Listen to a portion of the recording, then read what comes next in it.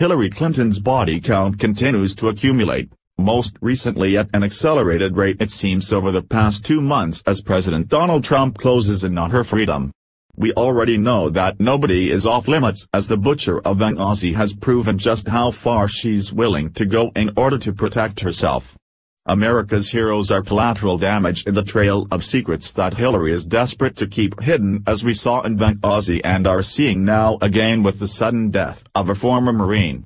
It has now become clear that the Clintons have stepped up their vital antics to the most alarming level of depravity yet, and this time went way too far.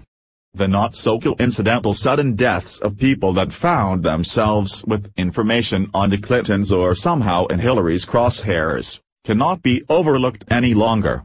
She operates under the philosophy that dead men don't talk and has a list of people she's now silenced forever.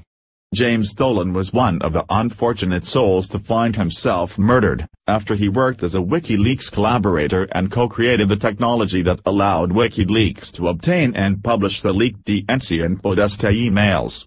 Perhaps you could say that this 36-year-old's cause of death was simply trying to expose the truth, although the coroner is calling it something else.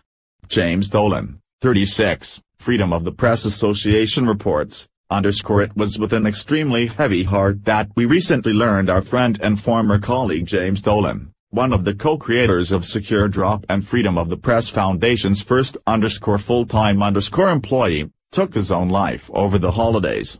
He was 36. In 2012, James worked with Aaron Swartz and journalist Kevin Pelson to build the original prototype of Secure Drop, the open source whistleblower submission system, which was then called Dead Drop. Pelson described James's role in the project's creation in The New Yorker in 2013: In New York, a computer security expert named James Dolan persuaded a trio of his industry colleagues to meet with Aaron to review the architecture and, later, the code. We wanted to be reasonably confident that the system wouldn't be compromised, and that sources would be able to submit documents anonymously, so that even the media outlets receiving the materials wouldn't be able to tell the government where they came from. James wrote an obsessively detailed step-by-step security guide for organizations implementing the code. He goes a little overboard, Aaron said in an email, but maybe that's not a bad thing. Beyond a couple references on our website, that New Yorker story is virtually all that is in the public domain about James's involvement in the project, and that's how he preferred it. James was an intensely private and modest person, and despite the fact the Secure Drop soon got a lot of attention when Freedom of the Press Foundation, FPF, took the project over, he constantly insisted that Aaron deserved all the credit. Interestingly, Dolan's death comes exactly 5 years after Swartz's supposed suicide, which occurred at a very questionable time considering he was facing prosecution from the U.S. government.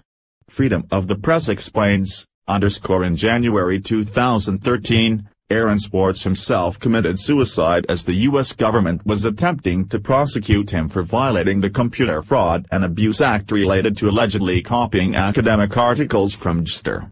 Secure Drop was an unrelated side project he was working on at the time.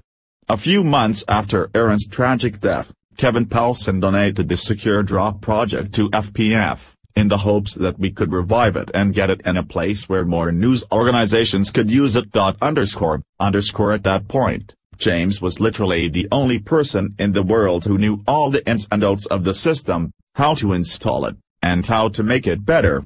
He had a high-paying computer security job at a large company by then, but I asked him if he'd be willing to come work for us so we could try to get Secure Drop into more newsrooms. We had hardly any money at the time, yet he immediately agreed, even though it meant taking an 80% pay cut. Later, he would even refuse to accept the raise, insisting that we use any new funding to hire additional people to work on the project instead. Even the people who worked closely with James are perplexed by the news of him taking his own life so suddenly. Since he was a former Marine, some are saying he suffered PTSD and this was the fatal result of that condition. However, it does not sound like there were any indicators and behavior leading up to this tragic turn of events. other than his key involvement with making top-secret information shareable. It's really hard to believe in consequences, since to do so, one would have to ignore the glaring facts.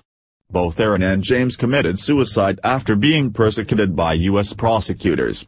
They deserve justice after having died at such young ages. Two more in the long list of coincidental deaths.